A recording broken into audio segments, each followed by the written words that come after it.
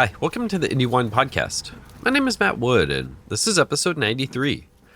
This is a far-ranging episode. Originally, it was going to be a short and sweet story, but it's grown. Today, we'll hear about a winery and its grounds said to be haunted, way high up in the Sierra foothills, near where gold was first discovered in California. The Coloma Vineyard Winery and Coloma Vineyard House, one of the largest producers in California for a time, and the largest to be based around hybrids.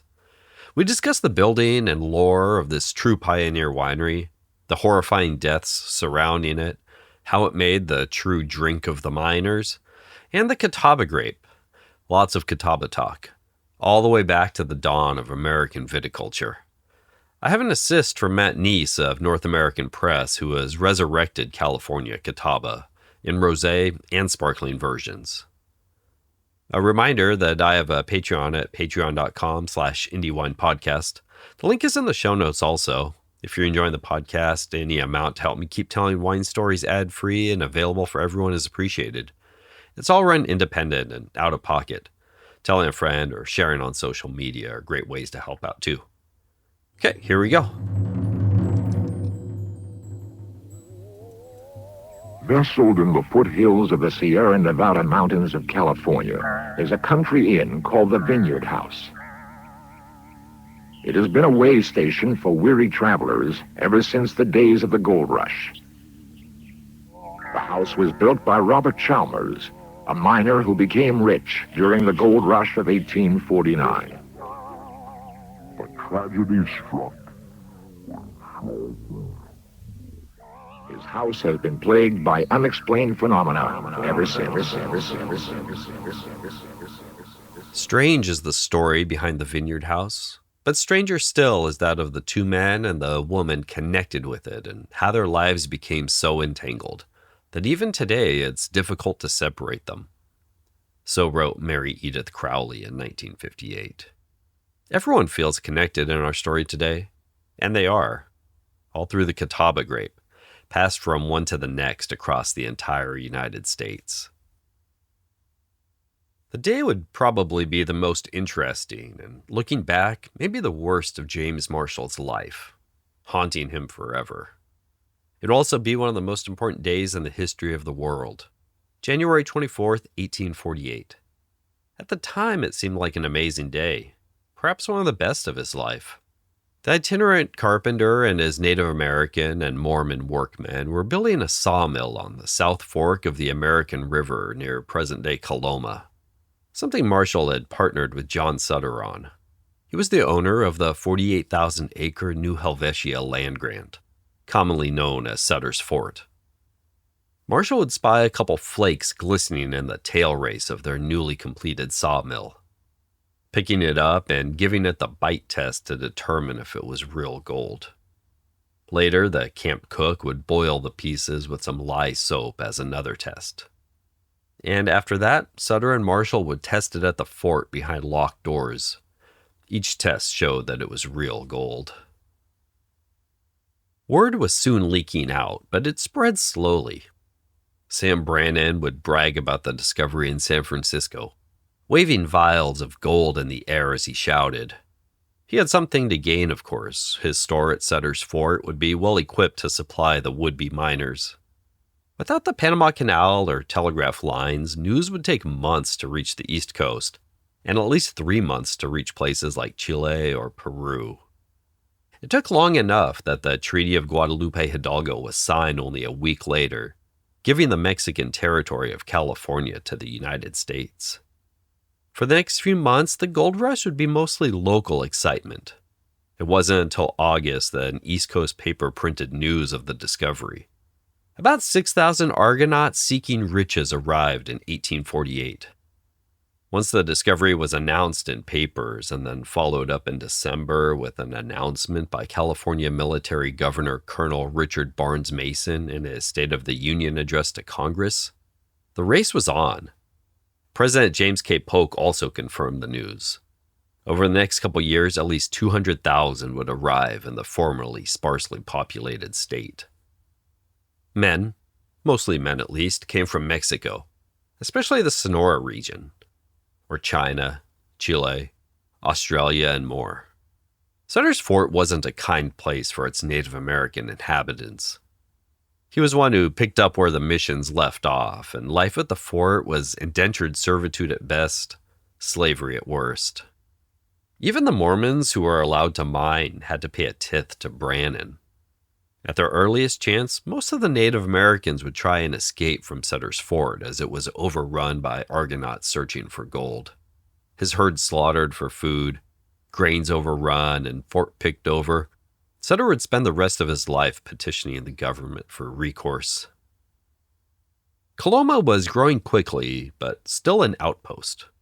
Quote, Coloma, then called the Mill, was quite a prosperous mining center. Habitations or dwellings were all constructed of rough logs of backwood pattern, except Captain Shannon's mansion, the New York store, the Winters Hotel, and perhaps one or two other unimportant buildings. The old Sutter sawmill, of course, stood out as a marked monument of the place and the chief point of attraction for strangers. It was then running to its utmost capacity. The stately pines were being cut from the valley and hillsides to supply the great demand for lumber, giving the hamlet the appearance of a western lumber camp. Boards, not of the finest quality, sold readily for $400 per 1,000 feet. Unquote. The discovery of gold also brought the brothers Martin and John Allhoff, born in Germany but living in Ohio, and true 49ers, arriving around the middle of the year in Coloma. They headed from Ohio to the East Coast before catching a ship around the Horn. It was known that Coloma had gold, and so that's where a lot of the first wave ended up. Martin soon found work in the mines and was able to scrape enough together for a home and 35 acres of land surrounding it. He would return briefly to Dayton, Ohio, where he would marry the young French girl Louisa Weaver before returning to Coloma.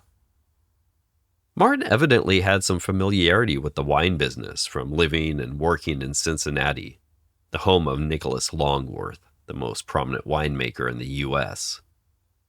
He and his brother likely leased one of the plots that Longworth provided in a sharecropping type arrangement for German immigrants. These farms varied from 4 to 20 acres in size, with the profits from grapes and orchards being split between Longworth and the tenant.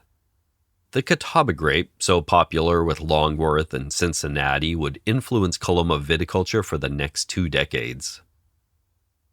The story of Catawba winemaking and Longworth really starts with a man named Major John Adlum. Born in 1758 in York, Pennsylvania, he would go on to fight in the Revolutionary War, afterwards becoming a surveyor, then judge, and a viticulturist. He would settle in Maryland near Havre de Grace in 1805 and would later start a nursery in nearby Georgetown. Thomas Jefferson and he would begin a correspondence after Jefferson was sent samples of his early wines. Adlum had experimented with wines of different available grapes, some fortified in a Madeira style. Madeira, of course, was one of the most popular wines in the colonial days of America.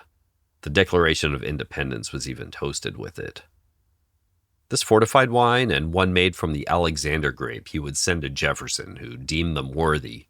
Quote, While I lived in Washington, a member of Congress from your state, I do not recollect which, presented me with 2 bottles of wine made by you, one of which, of Madeira color, he said was entirely factitious. The other, a dark red wine, was made from a wild or native grape, called in Maryland the fox grape, but very different from what is called that name in Virginia. This was a very fine wine, and so exactly resembling the red Burgundy of Chambertin, one of the best crops, that on fair comparison with that, of which I had very good on the same table imported by myself from the place where made, the company could not distinguish the one from the other. I think it would be well to push the culture of that grape without losing our time and efforts in search of foreign vines, which will take centuries to adapt to our soil and climate. The object of the present letter is so far to trespass on your kindness and your disposition to promote a culture so useful as to request you at the proper season to send me some cuttings of that vine. They should be taken off in February with 5 buds to each cutting, and if done up first in strong linen and then covered with paper and addressed to me at Monticello, near Milton, and committed to the post, They will come safely and so speedily as to render their success probable. Praying your pardon to a brother amateur in these things, I beg leave to tender you my salutations and assurances of respect. T. H. Jefferson." Unquote. Adlum now had the ear and taste buds of America's foremost gastronome. Jefferson had been sent wines before by men like John James Dufour, probably America's first commercial winemaker. But Adlum's wine was praised without reservation, and his nursery, named the Vineyard, would help make him the father of American wine. During Adlum's career, surveying work took him far and wide. As the western lands expanded, he was much in demand and was able to take advantage of the need for his profession. An early retirement, or at least a second career, was possible. It had been a hobby of his to scout for grapes, either wild or natural hybrids, near the lands where he was surveying. He took cuttings when possible. He even sent those cuttings that Jefferson requested, but they arrived in poor condition. Jefferson a few years later would again request some vines, and Adlum would again oblige. He was lucky because that Alexander wine he sent to Jefferson was perhaps the best wine he ever made. Maybe it was beginner's luck.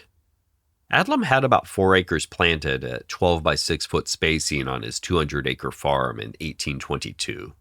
Enough for 400 gallons for these well-bearing hybrids. Planted in his small but expanding vineyard were, among others, Constantia and Tokay. The Tokay seemed to him the most promising in the 1822 vintage. This was its first year of production, but it brought something different and intriguing to the table than the other native grapes he had tasted. He wasn't afraid of chaptalizing a wine with enough sugar to keep a little unfermented in it. To him, this was preferable to the other option, adding brandy. Quote, "I'm certain that it is folly itself to pretend or expect to make good wines where there's not a sufficiency of saccharine matter, either sugar or something equivalent in the must of the grape." Without the availability of expensive saccharometers, Adlum would add water to a vial and then add an amount of sugar to equal his desired picking bricks. To another vial, he would add the filtered juice of some sampling bunches and commence his harvest when the vials measured the same weight on his scale. And he wasn't above rounding out the juice with some of the nearby wild grapes that were growing for free, especially in the lean years. Jefferson again received some, quote, "fine wine of high flavor," and Jefferson's friend James Madison also got a delivery. This Tokay wine wasn't really Adlum's finest winemaking effort. Others called it, quote, "tolerable." The American Farmer periodical, published out of Baltimore, had been spreading the word of Adlum's progress all along, and they continued to do so here, with some judicious use of Jefferson's quote. The American wine industry was being built in baby steps. Adlum's book, Memoir on the Cultivation of the Vine in America and the Best Mode of Making Wine, would be released at nearly the same time as his landmark vintage, making it the first winemaking book released in the United States. Foreign grapes held no promise for him. Quote, "I have no doubt on my own mind that those who plant foreign grapes with the intention to make wine will find themselves totally disappointed, as all persons who have tried them in this country." Unquote. Nearly every type of grape growing in his vineyards would be given a paragraph of description. Quote, "Number 4, Tokay. Where I got cuttings of this grape, they were a beautiful lilac color and a delicate taste for the table. With me, they are much higher colored than they were at the places I got them from, and have somewhat of a musky taste, tolerable for the table.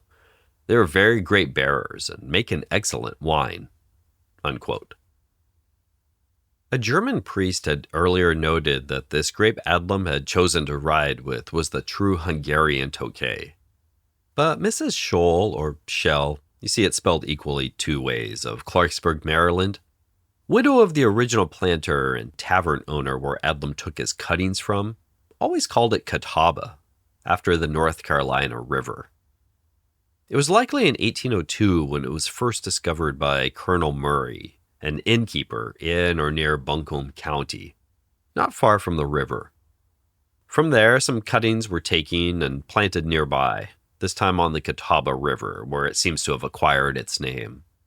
A possible way that they ended up in Maryland, 600 or so miles away, was that a Senator Davy brought some cuttings for friends of his near the capital. The grape has Labrusca parentage, but also vinifera, likely Semillon, giving it self-pollinating flowers. The specifics of the grape's early travels are unclear, but it seemed to entrance enough people that they continued nursing it.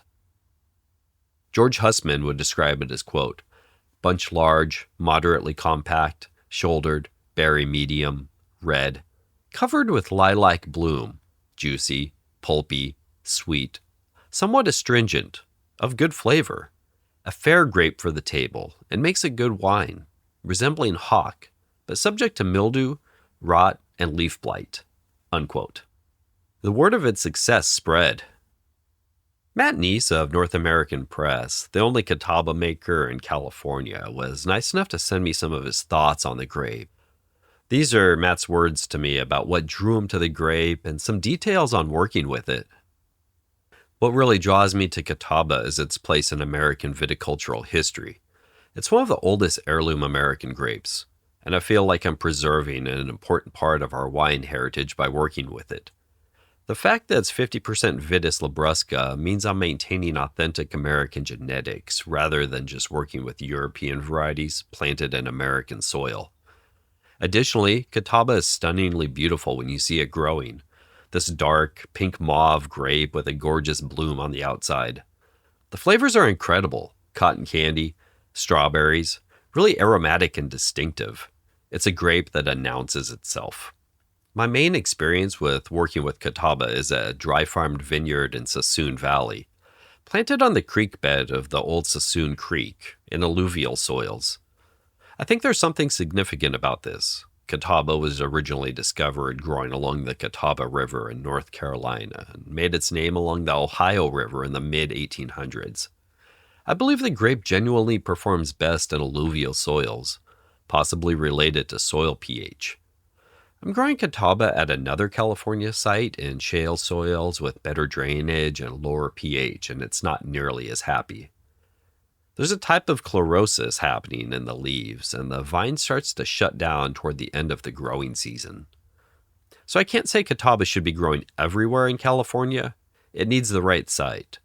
But at the Sassoon Valley location with those alluvial soils, the vines are incredibly happy, productive, and balanced. And I think the wine speaks for itself. There's always this discussion about foxiness with Catawba, and it's complicated. The Labrusca character shows up as strawberry, bubblegum, and cotton candy notes. That's methyl anthranilate. In lower concentrations, it can be really pretty and perfumed. In higher concentrations, it reads as more musky through your olfactory system. In California, there's a risk of intensifying that methyl anthranilate because the grapes can get riper here with all the sun and heat. My solution is to make rosé. Pressing off the skins keeps the concentration of those compounds at a level where they're really lovely and pretty rather than overwhelming. Labrusca grapes are high in pectin, which is the main technical challenge. Even with good vineyard yields, you don't get good juice yields in the press because pectin binds the juice to the flesh. There are several approaches. Adding pectinase enzyme to break down the pectin. Adding rice hulls if you're destemming to create channels for juice flow. Or what I do, just increasing the press time. We bring it up to pressure and let the grapes sit under pressure longer. It takes more time, but you get better yields. I've made both sparkling and still versions, and I appreciate both for different reasons. The sparkling version maintains the historic trajectory of the grape. Catawba was at its peak popularity as a sparkling wine in the Ohio River Valley AVA. I like preserving that history. But here in California, where the grapes naturally want to get riper because of the sun and heat, I think a still rosé might actually make a better wine. Sparkling probably makes more sense in cooler parts of the country where you're picking later but still maintaining high natural acidity. So I'm torn. Historically, the sparkling wine appeals to me, but for California conditions, the still rosé seems to be the direction I'm gravitating towards. Those are Matt's words, and a lot of the things he touches on will get addressed with some of the producers as we move through this episode. When Matt had his Sassoon Catawba planted, there wasn't a vineyard that had been producing it in California for nearly 60 years. Adlum would continue to produce and, more importantly, promote wine and viticulture, keeping up his writings to the American farmer and attempting to get government funding for a DC area experimental vineyard and other viticulture and winemaking research. He was now widely distributing his cuttings, at times barely able to keep up with the requests from Florida, Maine, Tennessee, Kentucky, and of course Ohio. Ohio would also come to him when Nicholas Longworth visited in person to get some cuttings of the mysterious Catawba grape. By now, Adlum had over a dozen types of grapes available, including the Constantia and Alexander, but also Worthington, Carolina Purple Muscadine, and Isabella. He would keep up a correspondence with Longworth, later writing, quote, "In bringing this grape into public notice, I have rendered my country a greater service than I could have done if I had paid off the national debt." Unquote. Adlum was likely not making much money now, or actively losing it. He would petition Congress for a settlement of sorts in honor of his promotion of American viticulture, and he almost got it. He would instead have to turn to his tiny soldier's pension to live out his days. Longworth and Ohio would pick up the Catawba mantle from Adlum and run with it. Born in 1782, he would make his way from New Jersey to Cincinnati, Ohio in 1804. His loyalist family wasn't well off, and his father had the stigma of being on the wrong side during the Revolutionary War. There, in Cincinnati, along the Ohio River, Longworth would study and practice law and purchase land. Lots of land. The first land he acquired was actually traded for. His accused horse thief client couldn't pay, so Longworth traded his services for 2 copper stills full of whiskey. Being a temperate man, the liquor didn't do anything for him, so he traded it to another man for some acreage of land. Cincinnati was young and wild, and land could be had easily. Soon he was up to nearly 100 acres and almost $2 million worth of land as the city expanded. With his knowledge of the law and now bankful of capital, he was able to get the better of nearly every transaction. He could often be seen fussing over small or even minute amounts of money while spending huge amounts on his wine experiments. Old Nick, as he was sometimes known, was a small, slight man, perhaps 5'1", usually dressed pretty shabby for the amount of wealth he had accumulated and his place in society. Descriptions of him tell you about his unshined shoes, too large long coat, shirt not tailored correctly, and limp hat. With his law practice and land speculation, he would soon find himself among the richest men in America, paying more money in land taxes than anyone but the Astor family. In his free time, he would engage in horticulture, something he had taught himself mostly, usually with fruits like strawberries, and start to plant some small vineyards. Some Alexander was put in the ground, and then some vinifera, but he found little success with either of them. Fortifying a wine with brandy was not what he wanted. Like we said, he was a temperance man and wanted table wine.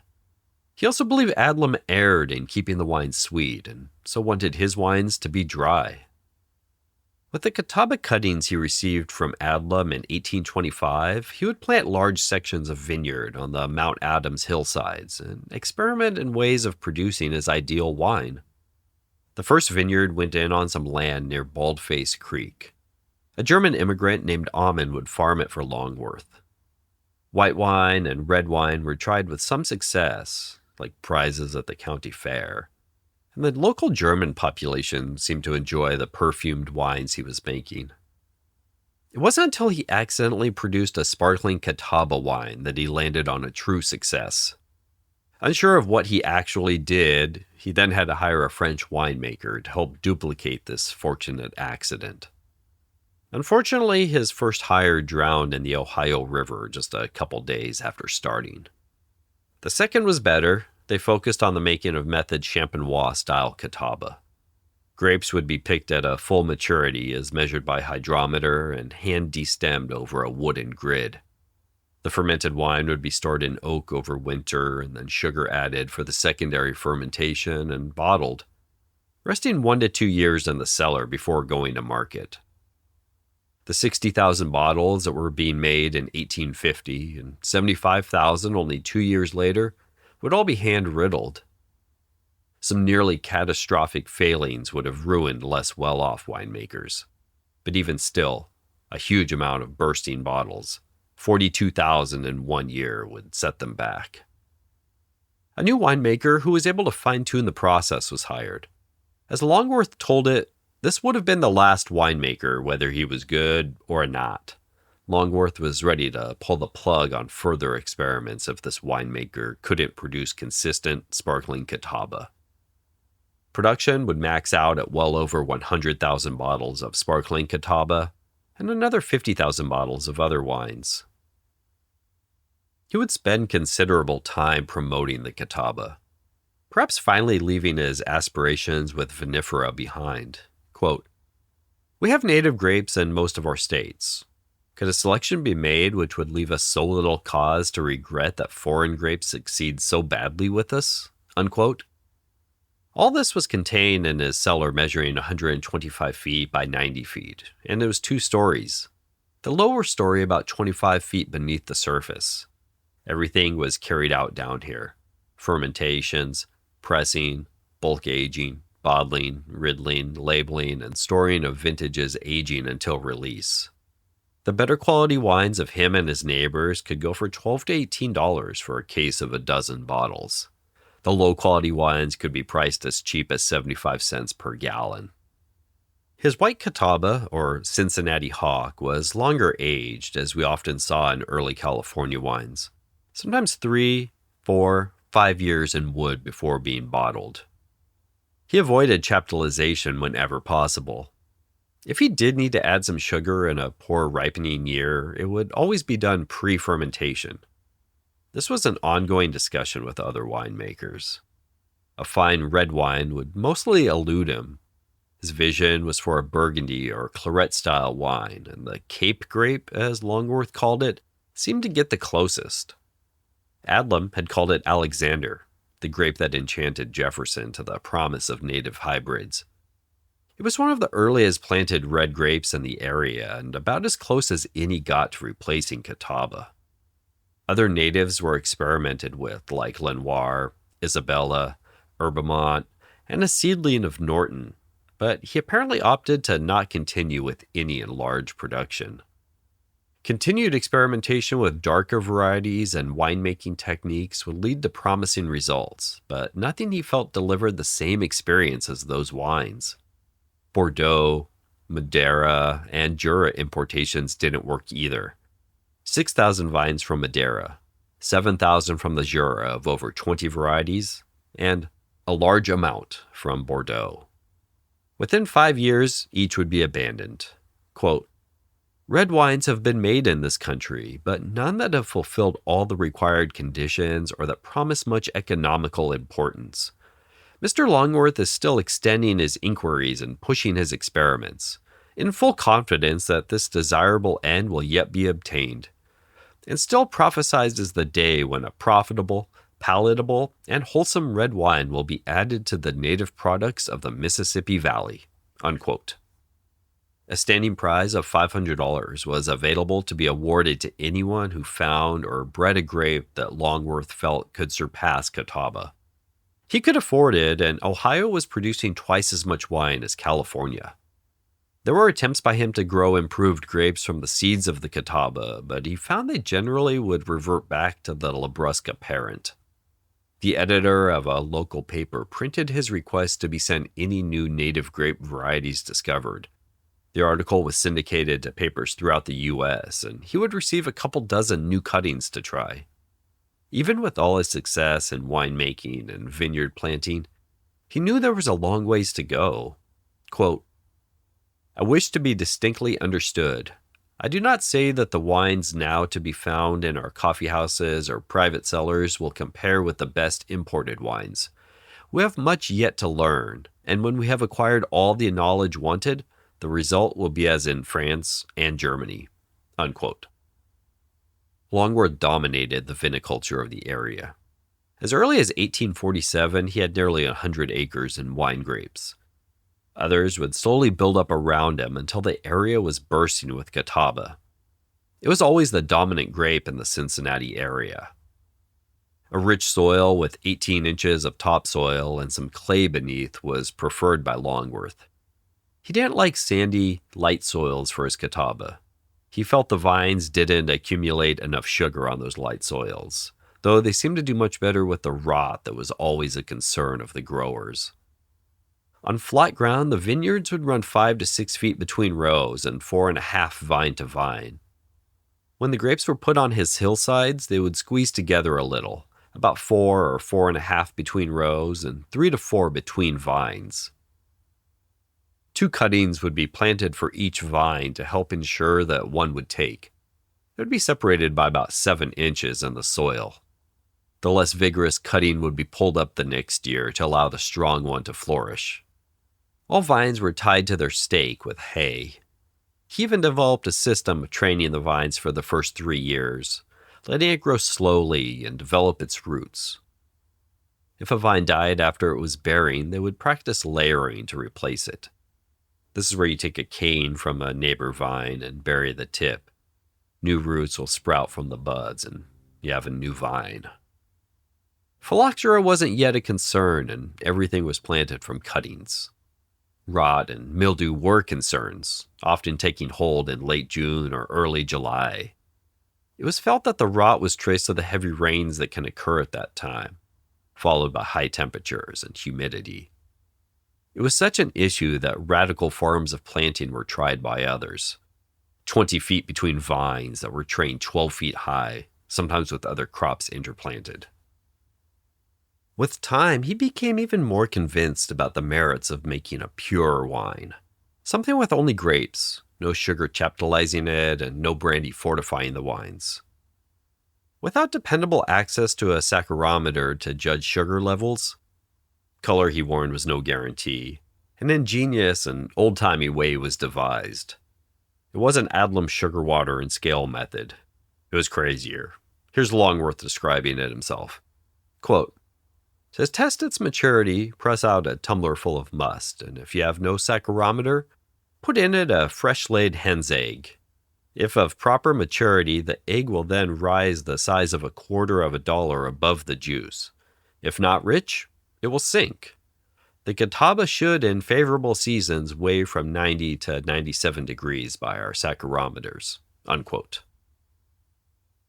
Grapes would always be well mashed for his wines. He intended to bring out the muscadine flavor and aroma, that so-called foxiness, even when the amount of contact with skins might be minimal. Also aiming for some of the pink of the skins to make its way into the finished wines. He was a proponent of destemming grapes, even when it wasn't so common. The winery workers would use a metal screen to rub the grapes from the stems. They would then be crushed through the rollers of a small wooden mill before pressing. During pressing, the juice would often be strained through flannel and ferment in barrels. Others would practice whole cluster fermentation, where they left the stems intact with the grapes. John Williamson, one of the other well-known winemakers, would allow the skins to sit with the crushed grapes until fermentation started before pressing. Around 8 to 11% alcohol was common in the finished wines. Some, quote, old wine would be added to the blend occasionally in order to round it out and build complexity. Due to his wealth, Longworth was truly able to experiment more, absorb losses better, and have the vineyard better cared for. He often discusses how hard it can be for the poorer family to make great wine and blames Major Adlum's failures with the catawba on his, quote, poverty. It would also allow Longworth to hold back and age his wines as needed, not needing to rush them to market like others might. Old Nick had long relied on a sort of tenant or sharecropping farmer system for his grapes that we mentioned briefly earlier. German immigrants, in his mind, had been, quote, bred from their infancy to the cultivation of the vine, unquote. He would settle a newly arrived German immigrant on about 4 acres of land, but sometimes 10, 15, or even 20 acres. There, they would plant catawba vines for Longworth and farm them every year, usually expanding the vineyard a little bit each of the first few years. He was a fan of the hillside land that could be purchased cheaper and wasn't as good for wheat or other crops. The land would be divided into thirds. 2/3 of the land would be under vine, with the landlord having supplied the house, a wine press, fruit trees, and vine cuttings. The other third would be for the tenant to do with as they please. Usually it was used for planting crops to sustain their family. Wives and daughters were expected to help out in the vineyards of most families, and illustrations of the time show women in long dresses working alongside men in the vineyards of Longworth, mostly carrying grapes. At harvest time, Longworth would purchase the grapes, essentially splitting the sale price with his tenant farmers. Occasionally, they might sell him must or even finished wine instead of fresh grapes. Some were better wine producers than others, and advanced prices were paid by him for exceptional wines. Fresh juice was purchased at the rate of about $1 or $1.25 per gallon. And there was a standing offer that he would purchase all the juice for cash that was brought to him during harvest. He would have about 27 of these tenant farmers in 1858. Others would work directly for him, often at borderline exploitative wages. Many of the winemakers who followed in his steps with catawba would also follow in his steps when it came to labor practices. Longworth could be insanely stingy, but he was also generous to those he felt could find help in no other place. He would give away loaves of bread every Monday and ran his own low-income housing for laborers in a building he had built over his wine cellars. An abolitionist through and through, he'd also be a great patron of the arts. Longworth's wine gardens and a wine house, sort of prototype vineyard tours and tasting rooms, would complete the experience for those interested in his wines. The former, at an elevation of 300 feet in one of his vineyards, provided guests with a grand view of the surrounding land and the Ohio River that allowed him to transport his wines so easily. A wine house in the middle of downtown would take wine to the people. Although most known for grapes, his horticultural interests were varied. Strawberries especially excited him, and he would do much research and breeding of them. Cacti and native flowers also formed a large part of his other interests. 20 acres were set aside for 80 varieties of apples and 20 of peaches, 70 of pears, and so on with cherries, quince, apricots, etc., all represented. One Cincinnati old-timer said that if Longworth were thrown headfirst into the Ohio River, he would come to the surface with a new species of fish in each hand.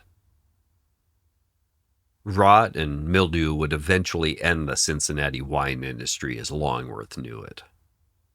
George Hussman, still in Missouri at this time, would write about the destruction, quote, "I cannot agree that the diseases of the vine are not formidable in this country.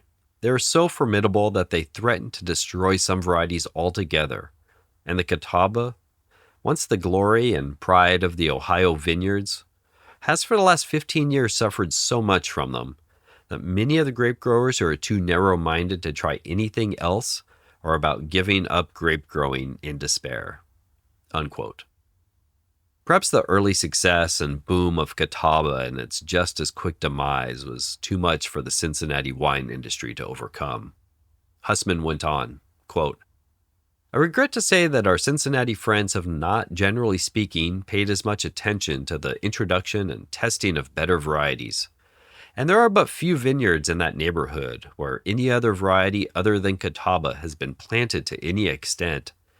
It is hoped that the signal failure of that variety last season will do much to open their eyes to the full importance of the subject and to abandon the catawba, which evidently will not pay any longer." Unquote. And our Western grape grower from a couple episodes back was dealing with a similar theme, quote, "Still, the catawba has well nigh failed from disease in the Cincinnati region and has been superseded by other varieties in Herman. It is possible that it may meet similar fate here, but at present it is our most popular grape." Unquote. a reminder that this grower was 120 miles away and still heavily invested in Catawba, showing how the influence of Longworth spread. By the time of his death at the age of 81 in 1863, the wine industry in Cincinnati had surely seen better days. The obituary of the grape would be written not long after Longworth's was. Quote, although compelled at once to struggle against the attacks of disease and to compete with newer varieties, the Catawba grape still furnishes a very considerable proportion of our native wine. It is unfair to speak ill of the bridge that has carried us safely over from the days of ignorance and winemaking to the present enlightened period. But we must say that the Catawba grape has seen its best days. We should be of the same opinion, even if it were not affected by disease, for newer and better kinds stand ready to take its place. Unquote. But the Catawba grape wasn't done yet, and by then the Allhoffs, of course, were long gone to California. Allhoff was now back in California and would purchase the L.H. Rainey Fruit Ranch in 1855.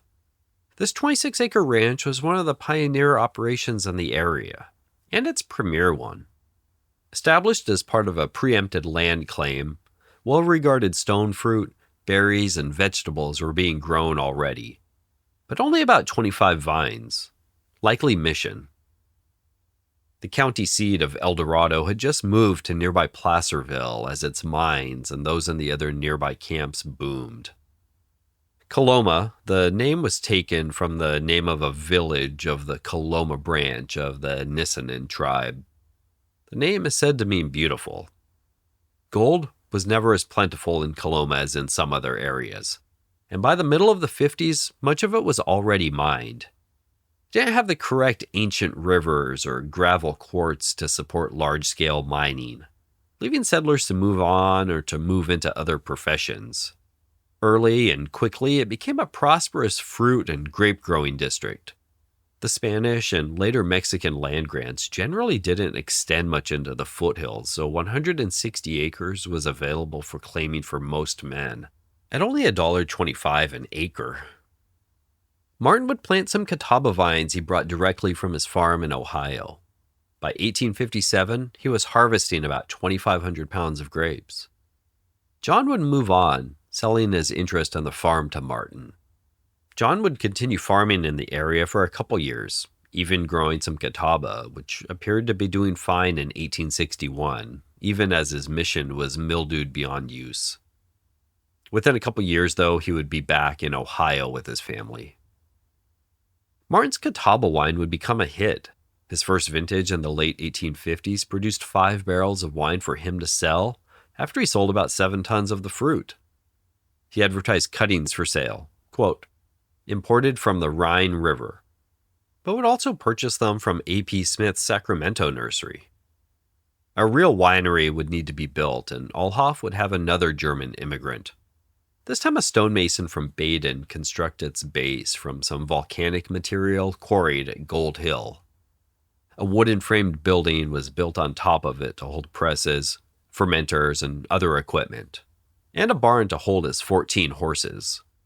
Another German immigrant and a French one would tend to his 5,000 vines.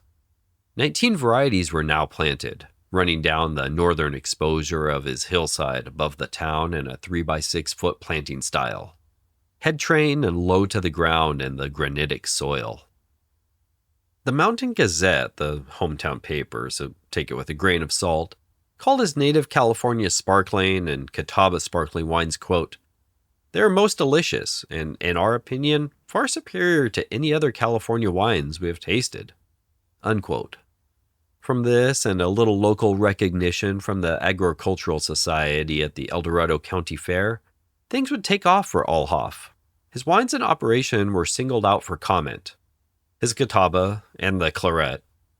Naturally, it was made from Black Isabella, had been revelations. Quote, the former, however, is the article of which people boast, claiming for it an equality, if not a superiority, to any other domestic wine in the state, short of champagne for table purposes. It is rather sweet, has an agreeable flavor, and with a strong body, is yet sufficiently free from alcohol to be used as a table wine." Unquote. This wine, of course, took home the first premium. Within a couple more years, he was up to 16,000 vines, and those 19 varieties were fully online and producing. His first premiums for grapes came from the White Burgundy, Zinfandel, Mission, Green Hungarian, and Isabella he was showing. Black Hamburg, White Sweetwater, Catawba, White Muscadine, Black Muscadine, White St. Peter's, and more were also showcased by him. Grape, apple, and peach brandies earned their own premiums. J.Q.A. Warren, publisher of The California Farmer, noted that there had been larger selections, but none so choice. Others called it the best managed vineyard they had seen. The California State Agricultural Society was recommending Catawba be planted more. It seemed to especially thrive in the foothills. California had an easier and less disease-prone climate, and many had high hopes for the grape. Catawba already had a popularity worldwide due to Longworth, but they thought California could take it further. It was capable of growing in higher altitude vineyards and wasn't too susceptible to frost, they found. It could also be grown near the ocean and even humid environments by California standards without fear of mildew. Some enjoyed that it seemed to hang on to its unique and individual character longer than other grapes. It didn't really dissipate with age. Blends of Mission and Catawba were found to lift the Mission's bouquet and create a more complete wine. Growers had some concerns because its yield compared to the Mission was noticeably less. But it never failed to produce a vintage, and that would win many over. I think vineyards of this time are so interesting. Not only are their grapes and names totally lost to history and time, but still over a decade before much thought was given to organizing and standardizing grapes and names. We see vineyards splattered with wine grapes that you have probably had at least a bottle of this year, along with some other obscure ones that perhaps you have tried or maybe just heard about. Mixed in were table and raisin grapes. Imports coming from Boston or New York or England, or as sticks carried across the overland trail like Allhoff did. The Jarvises did it too down near Santa Cruz. It was all mixed together with a healthy amount of hybrids, some native grapes, and of course Mission anchoring the whole thing. Allhoff would keep planting, nearly doubling the vineyard size within a couple years to 27,000 vines. Quality stayed high, and the wines in Vineyard continued to win premiums like Best White Wine over 3 years of age, or Best Vineyard over 5,000 vines. With all these new vines, a new cellar was needed to accommodate his increased production. 2 cellars were built, 50 feet long by 20 feet wide, with sandstone arches as supports and decorative elements. Like many winery buildings of the time, they were built with the slope, giving a spacious ground floor cellar partially built into the hillside. Besides taking advantage of the space, it would allow the winery to be gravity-fed and minimize other handling of the wine. Eastern oak casks would hold almost 17,000 gallons of wine in 500-gallon tanks, each with a manhole for cleaning. Catawba was still his most popular and largest production wine. The demand was so great that he started purchasing Catawba grapes from his neighbors, 2 cents per pound on the vine or 2.5 cents delivered to the winery. The Catawba would only yield about 3/4 of what his Mission vines would, but he could sell more of it, and easier, and at twice the price. Nearby growers agreed. Mr. Hiddle noted that the Catawba bore 25% less and took 2 pounds more of grapes to make a gallon of wine.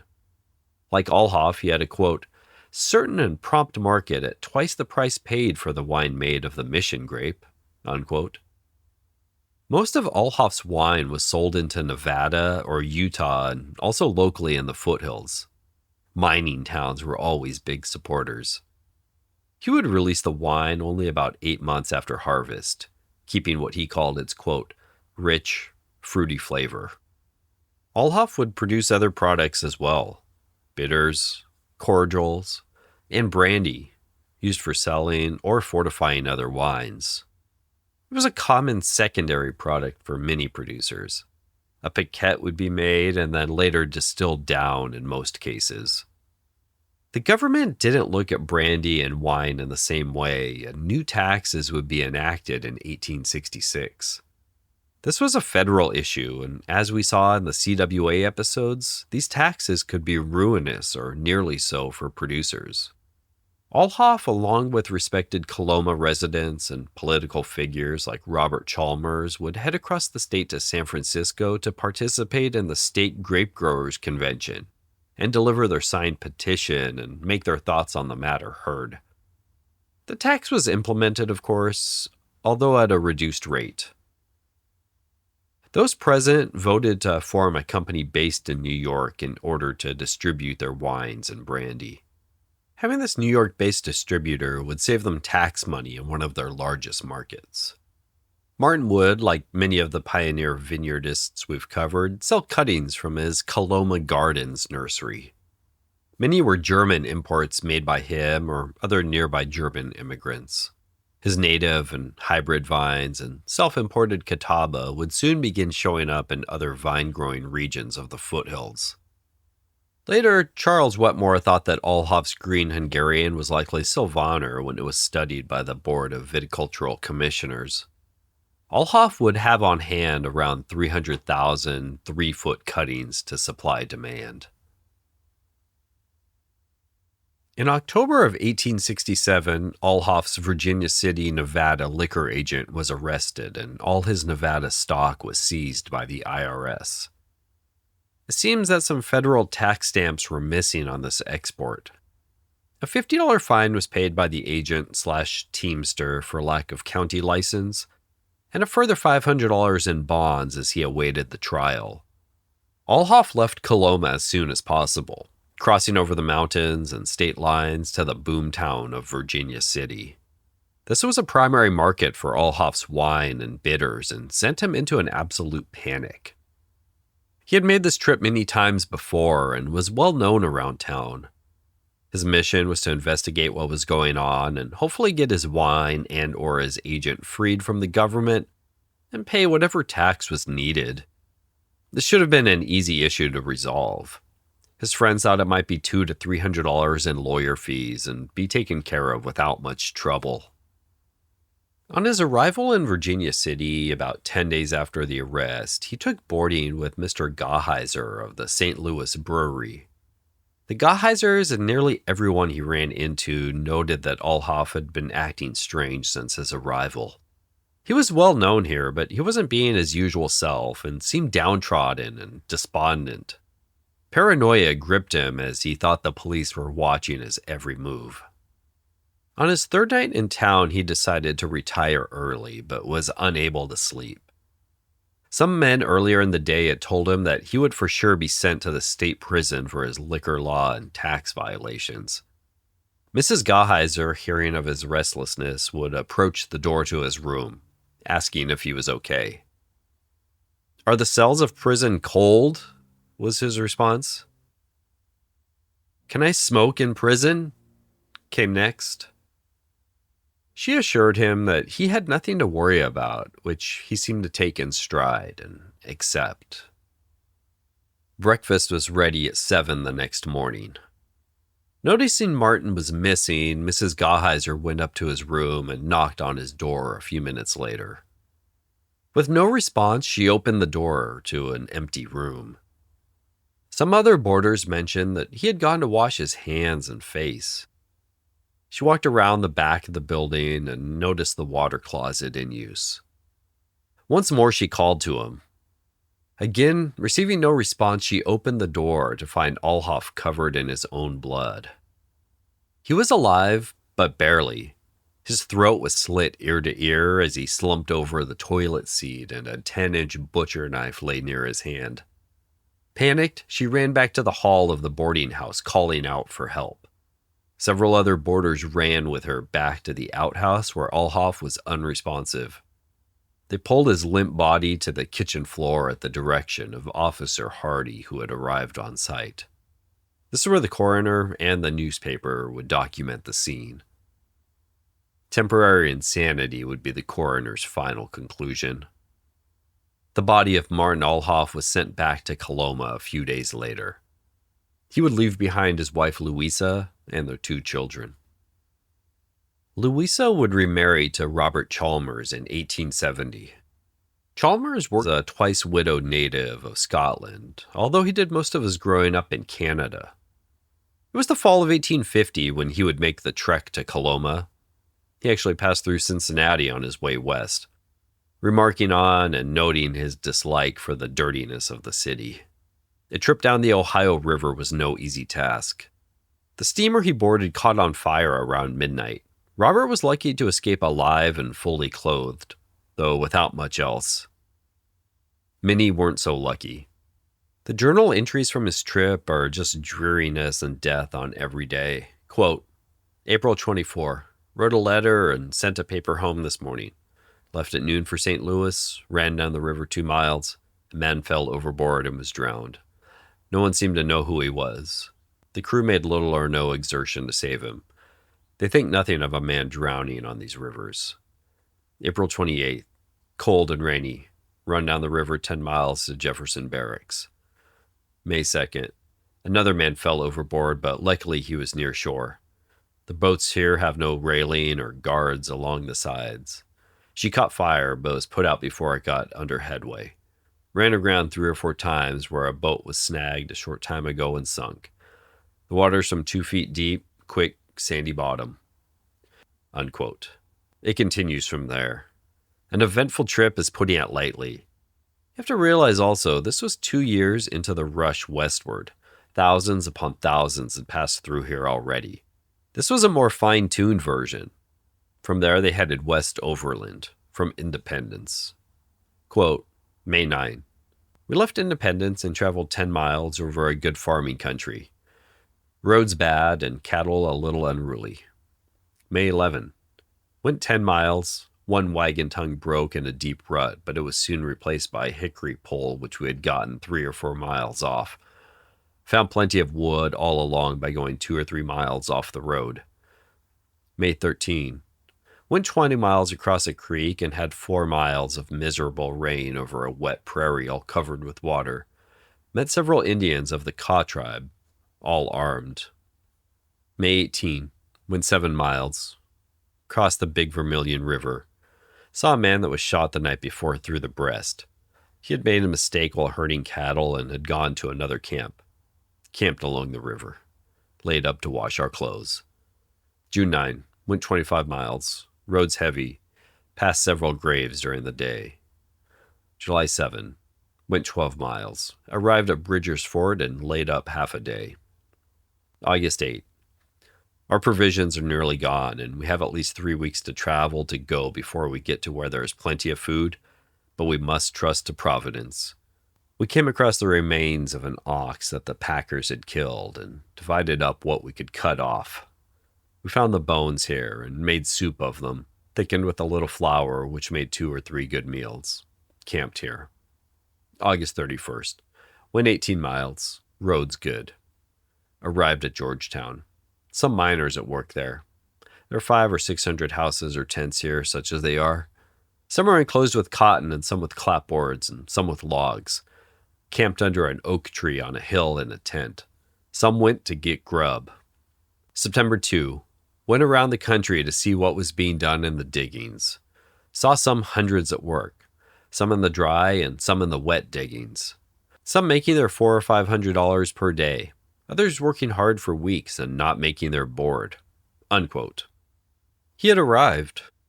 Chalmers worked some claims, but eventually took a job in a bakery and later purchased the Sierra Nevada Hotel after a quick return trip east. This was one of the few hotels without a bar, it seems, at least for a period of time. It might have been Allhoff's first showing of Catawba wines that convinced Chalmers that a real hotel should have a bar. Chalmers' service at the hotel stood out. Carriages were available to take ladies to and from the numerous balls. Some of the most elegant you could find in a mining town. The food and decor were top-notch as well. He would claim some other ranch land on preemption and grow his own grapes in a small amateur orchard with more grapes forming an arbor. He did it well enough to earn a first premium at the county fair of 1861. Chalmers got right to work improving the Coloma Vineyard and Winery. The newspapers already called it massive. 85 acres were planted, and he would still purchase grapes from neighbors.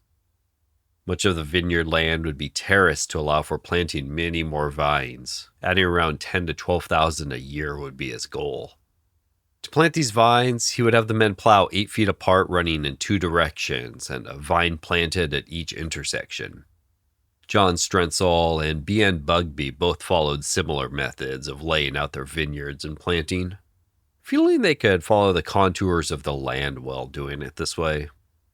Around a dozen men worked for him year-round on the vineyard crew, but the number would double as harvest approached. The vineyard had a payroll of $500 to $600 a month year-round, and of course much higher as the vintage got underway. Though never especially known as a raisin maker, there were some raisin varieties planted. B.N. Bugbee, the subject of our Natoma Vineyard episode, and R.B. Blowers of Woodland were pushing raisins hard for the area. Chalmers had mostly Muscat of Alexandria and the, quote, Bugbee variety, or Fahir Zagos. Some Catawba was grafted over to allow for the raisin grapes. At the height of the vineyard, he would produce 6 to 10 tons of raisins a year. The yield is about 3 to 1, so that's nearly 30 tons of raisin grapes from the vineyard. His hope was to crush nearly 500 tons of grapes his first year. He would have to dial it back because of a lack of casks and barrels available to him. A Placerville cooper could supply some casks and barrels, but Chalmers' needs were too great.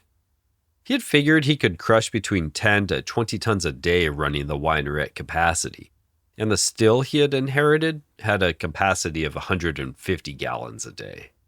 He would have to wait on casks to be coopered for him, and none were available this year in Sacramento or San Francisco.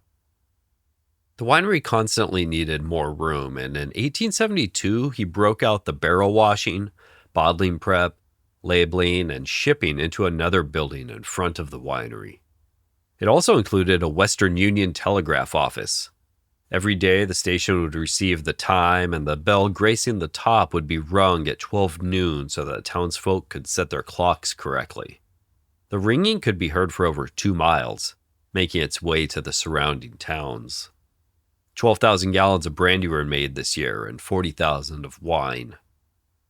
Again, casks could be a limiting factor when producing this much wine in such a far-flung area, but he would get some help in this regard by a man named John Thrasher, who was able to build and repair barrels and casks, and even weave willow branches around the smaller glass jugs for protection.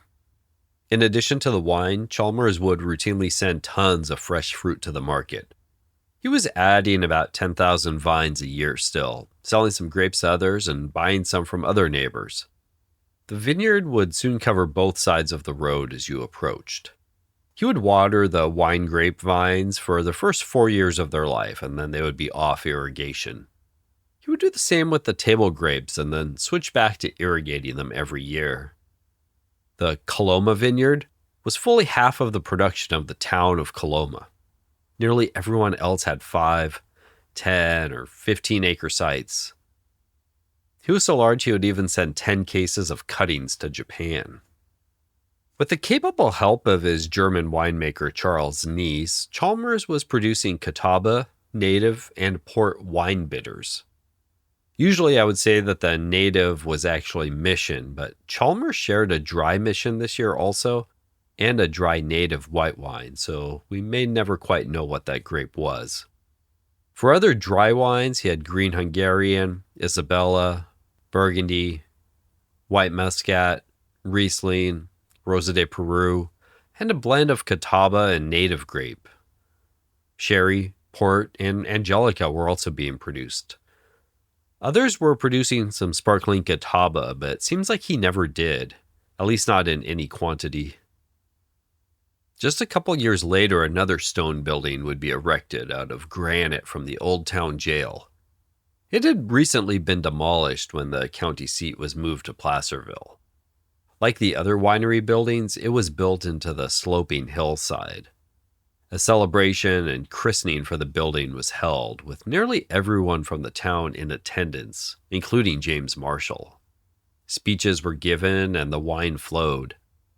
Beneath the last cornerstone, a time capsule of wines, a bottle of each type that Chalmers produced, and some artifacts and writings that were donated by Marshall were buried. Down the center of the new cellar ran 2 rows of puncheons from 100 to 160 gallons each, a 20,000-gallon cask, and another 8 of 6 to 800 gallons each made of eastern oak and with manholes for cleaning rounded out the cooperage. The walls were lined with bottled wines, cordials, and brandies for fulfilling emergency orders. Above, the wagons loaded with grapes would be delivered and then dumped after being weighed on the 10-ton capacity scale. 4 waiting men would destem the grapes, rubbing them through wire mesh. The fruit would drop below to rollers and get crushed before being transferred to the waiting fermenters. There were 12 of them, ranging from 300 to 12,000 gallons in size. Post-fermentation, the wine would be transferred to those casks and puncheons by a 2-inch rubber hose. The distillery building was 50 yards away from the winery. Smart if you remember all the stories we've heard of exploding distilleries. Any wine meant for distilling could be stored in a handling tank before being piped over to the new 600-gallon Johnson Improved Still. These were made in Sacramento, and Johnson would showcase his brandies in the local and state fair competitions. B.N. Bugbee also used a Johnson still.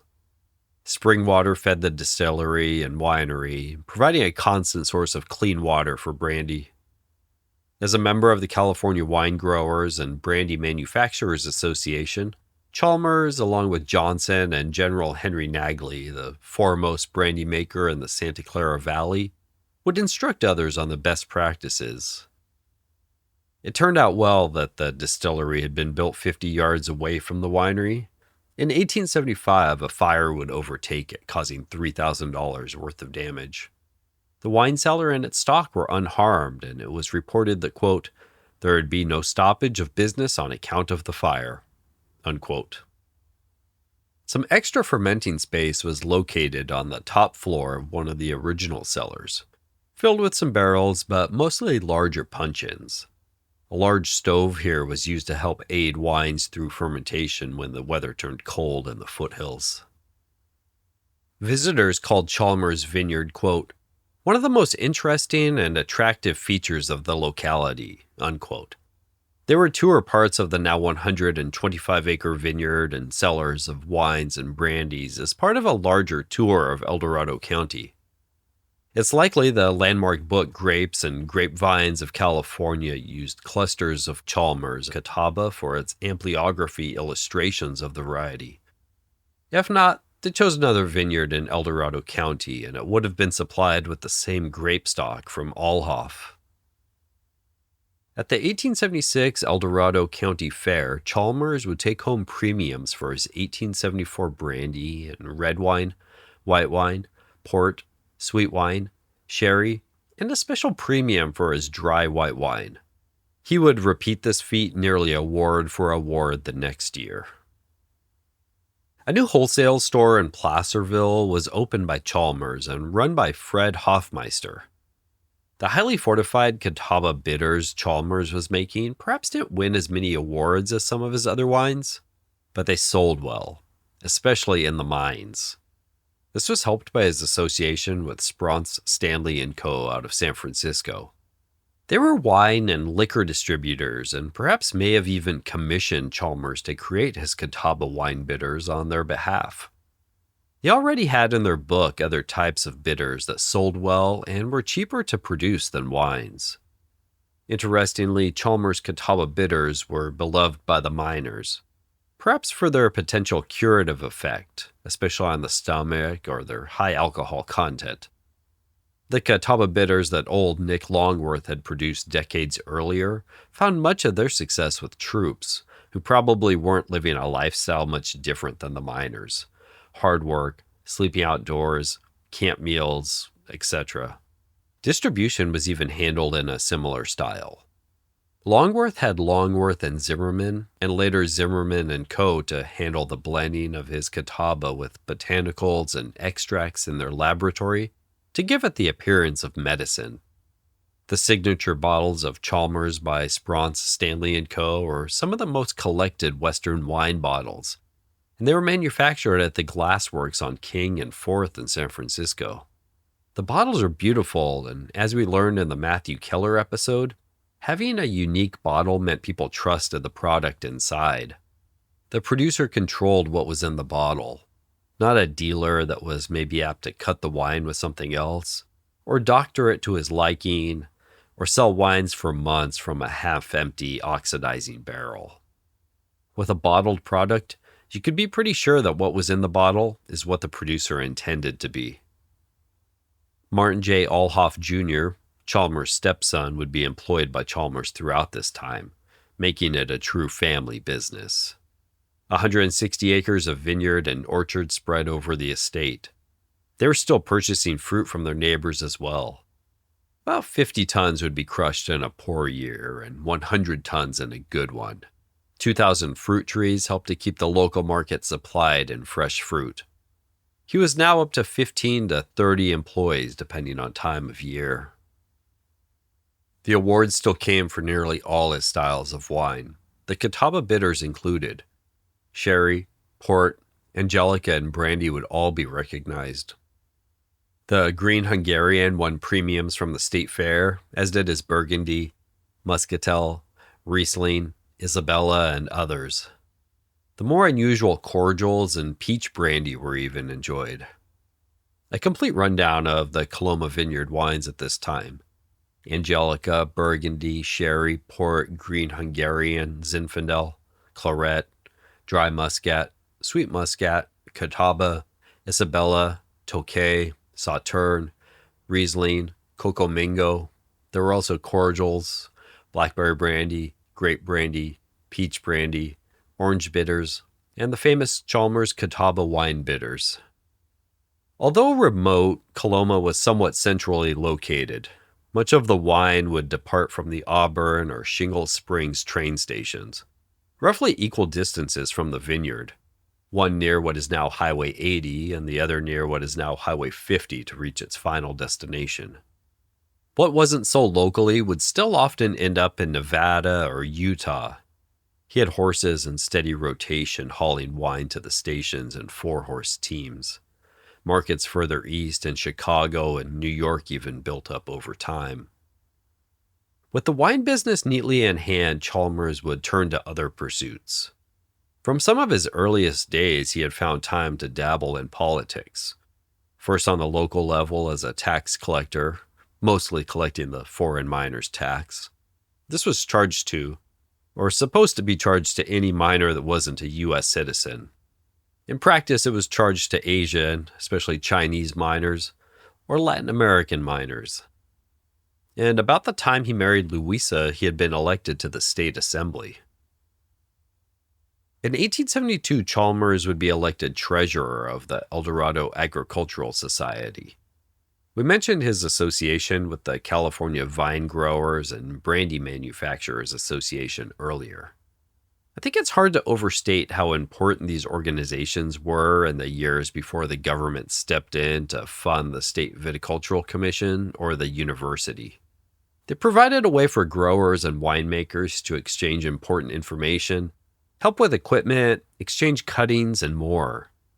Anybody engaged in wine growing, winemaking, or brandy manufacturing could throw in $2.50 the first year and $1 a year after.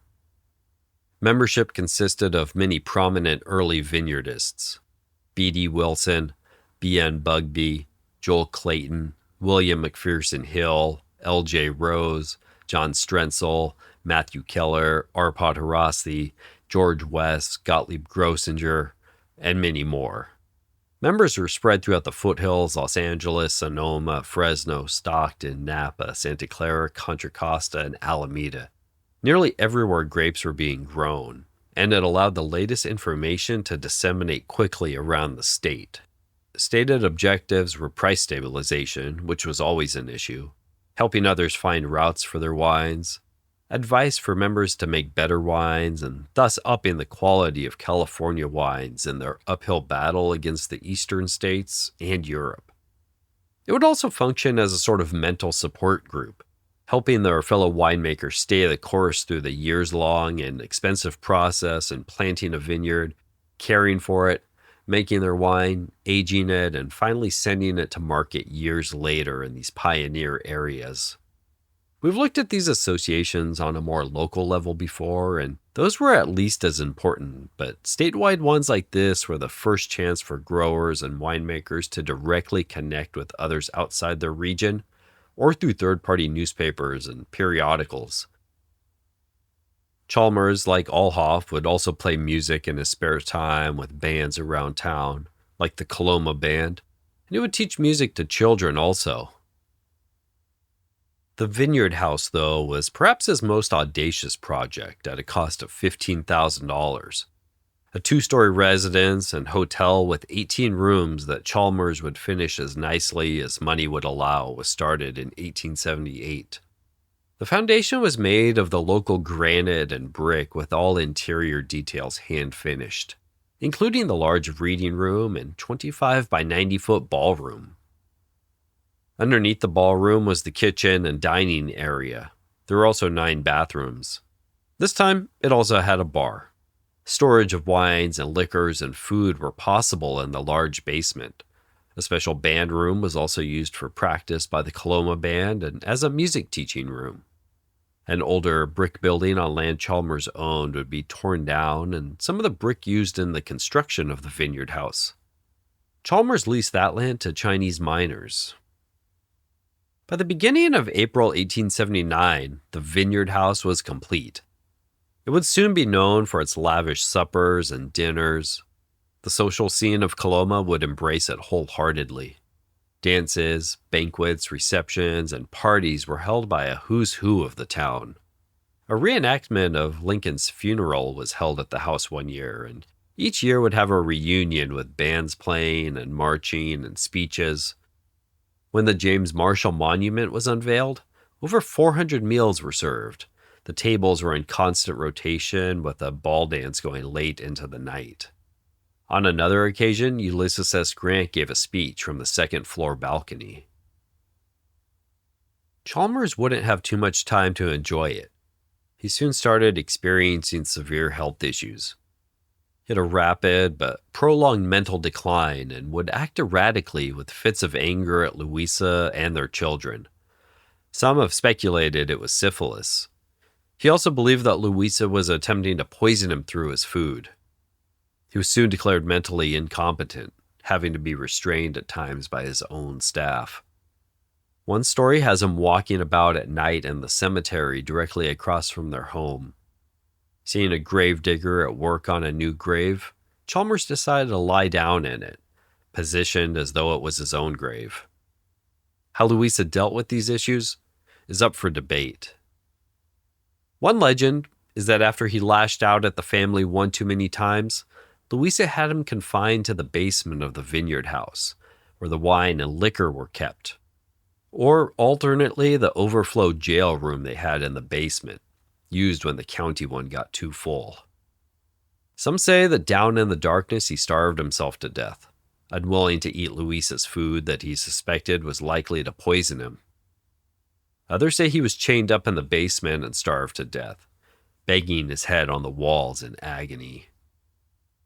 After Louisa's death, guests at the hotel reported hearing footsteps, like the sounds of a drunken man wandering the hallways, whispers and voices coming from nowhere, and other unexplainable noises. One is reported to have seen 3 men in Victorian dress vanish into thin air as they descended the stairs. Others reported seeing decorations change or objects being misplaced. Bartenders say shot glasses have moved by themselves or fallen from the bar and shattered. A child, unprompted, said it felt like someone was sitting in the empty seat beside him at dinner. A former owner would see the impressions of a body on the bed she had just recently made. Some believe the ghost is Robert Chalmers, others that it's Louisa Chalmers. Others say that Martin Allhoff is included as well. The graveyard across the street where they're buried has its own spirit said to watch over some of the tombs. A tall woman dressed in a burgundy gown. Chalmers eventually passed away in 1880. His brother George Chalmers and Louisa were appointed executors of the estate valued at $48,000. Louisa ended up in a court battle against one of Chalmers' sons from his first marriage and was removed as an executor. Within a couple years, the winery was gone, much of the equipment sold off, a task undertaken by Martin Allhoff Jr. The California Winery in Sacramento would purchase the Johnson improved still. The fermenters and cooperage were sold off here and there to whoever in the area needed them. Money all of a sudden was an issue, and the Bank of Stockton came calling for their portion of the estate. George and Martin Allhoff Jr. sold as much of the stock of wines and brandies as they could to raise money. Most of the sales continued to go to the dedicated Nevada and Utah markets. Mrs. Chalmers would run the Vineyard house and 10 surrounding acres as a boarding house for a time in order to keep a roof over her head. But lawyers' fees would eventually catch up with her, causing her to lose the house to her lawyer. Martin Allhoff Jr. would purchase what was left, and then the property. Fire would mostly destroy it in 1902. Louisa would remarry to Thomas Hardy and live until 1913. The Vineyard house has had many owners since, but it is again a private residence. Wine was made again on the property briefly in the 1960s. James Marshall would become a pioneer viticulturist of the area with a small vineyard on a terraced hillside planted with 50 varieties of mostly foreign grapes. His earliest plantings were in 1851 above the town cemetery. He was never successful in the mines. Depending on who you hear it from, he either wandered from claim to claim and mine to mine hoping for some strike, going nearly insane in the process and being exiled from mines, or after a short time mining, he retired away, working as a blacksmith and other jobs. Maybe both are true. Some say he didn't want to leave his home behind. Those first earnings from the early days seemed to slip through his fingers and leave him worse off than before the discovery. He was hopeful his vineyard would be a greater source of wealth to him than gold mining. Care was taken in planting the vineyard and testing the vine's quality before expanding the plantings. Eventually, he had 18 or 20 acres of bearing vines. He would dole out cuttings to neighbors as the viability of each vine was shown. Some say he became much more of a vineyardist than a prospector. He would eventually end up in nearby Kelsey, using some of the meager pension he was awarded to run a blacksmith shop. It was reduced by half when some didn't approve of his love for the bottle. He would pass away at the age of 75 in 1885. A monument was erected for him a few years later. Those gold flakes that Marshall found, he didn't even get to keep them. Early in the morning, our ghost hunters enter the cemetery where the bodies of the original owners, Louise and Robert Chalmers, are buried. The psychics sift through all their impressions to piece together the story. Is there a ghost in the house? And if so, is it Chalmers who had gone insane? Or is it his wife? I feel tragedy. I find almost a Romeo and Juliet kind of a tragedy. A woman who loved a very vital man, his demise, and her devastation from it. The woman that seems to be the strongest influence in this house, by the name of Louise, I think in some way has been tremendously maligned. I think out of pity, caring, and certainly love, that she chained this man in the basement in order that he wouldn't hurt himself. And I think in her mind, she felt that she just couldn't send him away to what we might think of an early snake pit type of confinement that they had in mental hospitals. Somebody singing. It's an old song. It goes something like up in Alabama. Banjo on my knee. I'm coming to thee. I feel that Louise is still in a protective situation in the house, And even this stone is almost like a symbolic reminder that she's still going to overlook her house and protect, let's say, her domain. Her personality is so strong and protecting that it's she that walks the home. And I think this protection has lasted beyond the grave. I think she's here. Well, I think Louise is very despondent with losing her money, her land, and everything, and she has a possession on the house. She still sees the house as fulfilling her ambitions. There are no ambitions to be fulfilled here. She'll be there a long time. Sylvia and Nick say they are unable to expel the spirit of Louise because her presence, her guilt, is too strong. Ghost hunting is at best an inexact process. What determines success or failure is often in the mind of the observer. The ghost seekers believe they have failed, but only future guests at the Vineyard Inn will be able to make such a judgment. So that was Leonard Nimoy and some ghost hunters trying to track down the ghosts of the Vineyard House. Thanks for listening today. We are in some far-flung areas of the wine world today. Feels like this is a very fall type of story. There's this sense of melancholy running through most of the figures we touched on today. Adlum accidentally making a great wine and never being able to get back there, only sustained by his meager war pension. Longworth dying as his vines and the industry he built died. Allhoff committing suicide in the outhouse of a mining boomtown sounds like a terrible way to go. Chalmers and the way his life ended without his mind about him. Whatever happened in the basement, if anything. Louisa losing 2 husbands in horrible ways and the toll that must have taken. And Marshall, the discoverer of gold, destined to die broken, disgraced, and poor. Catawba kind of links the story together. In a much more uplifting story, Matt Neese, former podcast guest, has brought the grape back from extinction in California to produce still and sparkling versions. No bitters yet. It's allowing you to taste something similar to what the characters in our story were striving for. I'm sure it's way better, though.